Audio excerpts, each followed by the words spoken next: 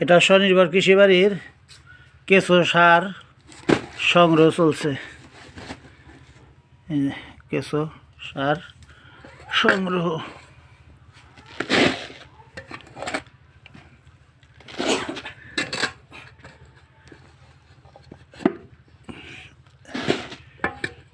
এটা যারা নিরাপদ সবজি বাড়িতে বাগানে করবেন, রাসায়নিক সার কীটনাশক মুক্ত, তারা নিতে পারেন এই ভার্মি কম্পোস্ট।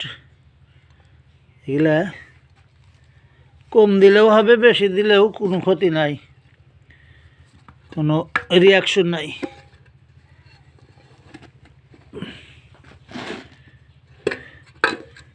এই যে কেঁচো, এই যে